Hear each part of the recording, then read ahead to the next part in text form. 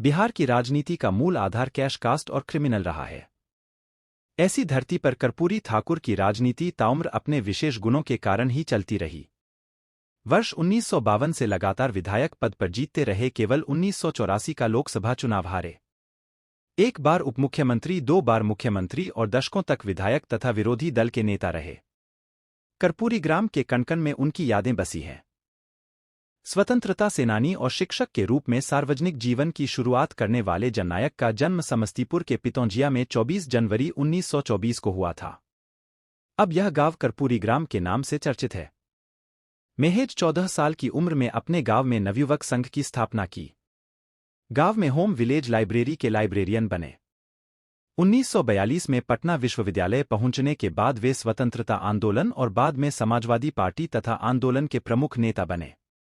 1952 में भारतीय गणतंत्र के प्रथम आम चुनाव में ही वे समस्तीपुर के ताजपुर विधानसभा क्षेत्र से निर्वाचित हुए थे। तब 31 साल के थे। संसदीय कार्यकलापों में तो उन्होंने दक्षता दिखाई ही, समाजवादी आंदोलन को जमी पर उतारने का भी भरसक प्रयास किया। उनके पुत्र सह राज्यसभा सदस्य रामनाथ ठाकुर बताते हैं कि कर्पूरी जी आचार्य नरेंद्र देव और जयप्रकाश नारायण के दबाव पर ताजपुर विधानसभा क्षेत्र से चुनाव लड़ने को तैयार हुए, लेकिन उनके पास पैसे नहीं थे। कार्यकर्ताओं ने चंदा जुटाए। तब कर्पूरी जी ने तय किया कि चवन्नी अठन्नी तथा 2 रुपये से ज्यादा सहयोग नहीं लेनी है।